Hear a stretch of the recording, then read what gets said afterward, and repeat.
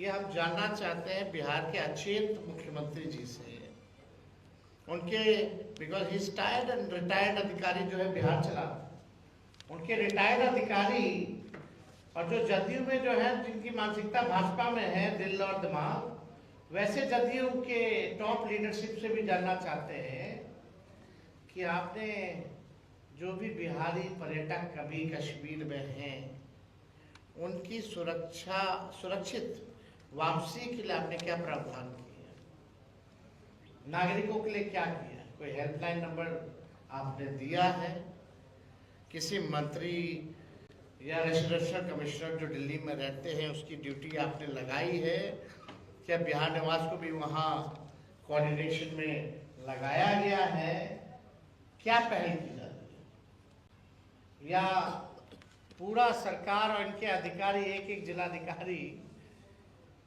केवल ऑर्डर निकालने में लगे कि भीड़ कैसे इकट्ठा हो प्रधानमंत्री जी के कार्यक्रम में।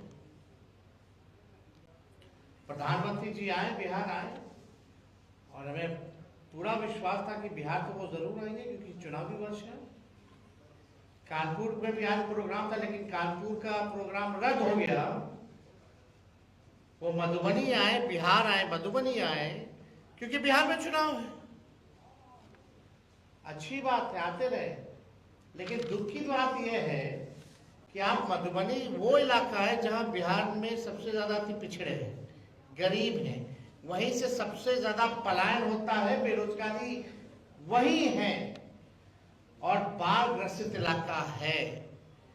अब तक पिछला कोसी में जो बाढ़ आया था तो मानना चाहते प्रधानमंत्री एक बार भी झांकने आए या टीम भी भेजी सर्वे के लिए कि कितना वहां नुकसान हुआ, कोई स्पेशल पैकेज दिया।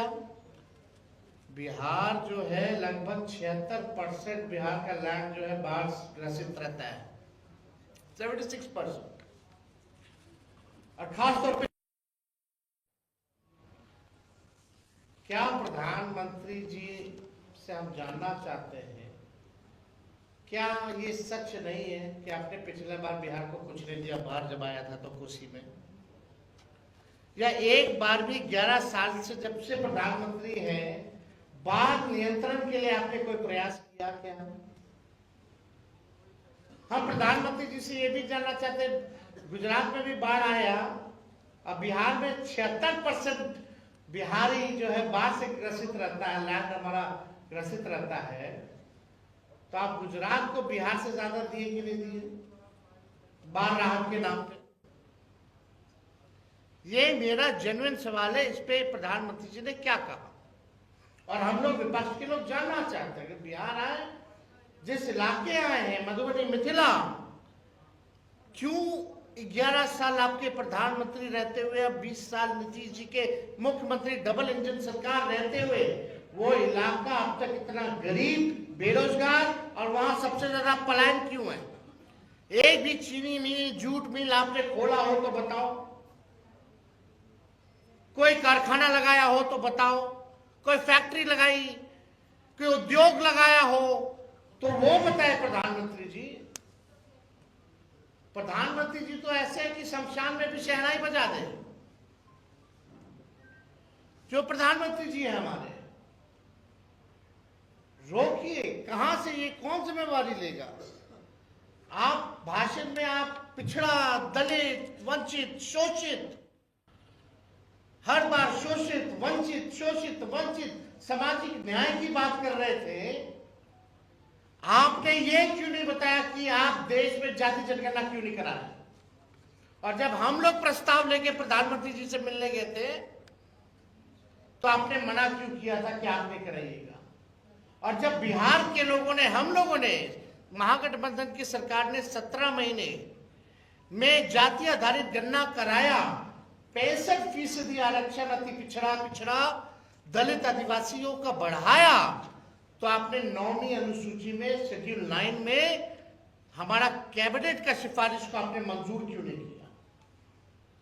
या जितने राज्य आरक्षण बढ़ा रही हैं पिछड़ों का, अति पिछड़ों का, दलितों का, उन राज्यों को आप शेड्यूल 9 में क्यों नहीं डाल रहे? जैसे तमिलनाडु का है, और आपने 65% आरक्षण को आपने फंसा के रखा है इसके लिए आपने क्या किया?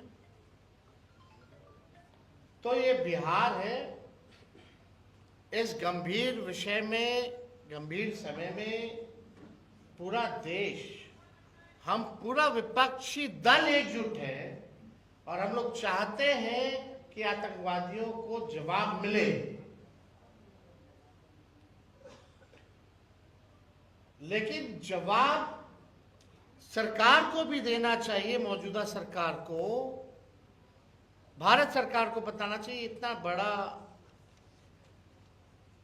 कैसे ये आतंकवादी सफल हो गए इस घटना को अंजाम देने में। या पुलवामा का जांच रिपोर्ट क्या है, कब आएगा, क्यों नहीं बताया जाता? और बिहार सरकार से हम जानना चाहते हैं कि आप पूरा समय चुनाव में, चुनाव प्रचार में आप लगाए हो। प्रधानमंत्री जी की रैली में फुर्सत है सबको जाने का, सब केंद्र मंत्री का, लेकिन एक भी केंद्र मंत्री की तैनाती नहीं की गई, एक भी राज्य के मंत्री की तैनाती नहीं की गई कि जो भी हमारे टूरिस्ट जो बिहार के हैं, कश्मीर में, उनको सुरक्षित कैसे वापस लाए। तो ये गंभीर सवाल है जिस पे आज हम सभी साथी बैठ करके हम लोगों ने चर्चा की है और अपनी बातों को आप लोगों के समक्ष भी रखा है। और आगे का जो हमारा कार्यक्रम होगा वो भी हम लोगों ने बताया। जो मेन कोऑर्डिनेशन कमेटी है वो पूरी तरीके से तैयार है और उसमें अलग अलग कोऑर्डिनेशन कमेटियों का भी हम लोगों ने निर्माण किया है, विच इज़ इंटरनल, बट आप लोग तो सब लोग जानते हैं इसमें मीडिया के भी कोऑर्डिनेशन के लिए भी है, स्पोक पर्सन का भी है, मैनिफेस्टो का भी है, सोशल मीडिया का भी है। इस तरह के और भी कोऑर्डिनेशन कमेटी का निर्माण हम लोगों ने किया है ताकि बिहार के सवाल को मजबूती के साथ हम विपक्ष के लोग उठाते रहें। तो और कोई अगर कोई सवाल होगा तो आप लोग पूछ सकते हैं।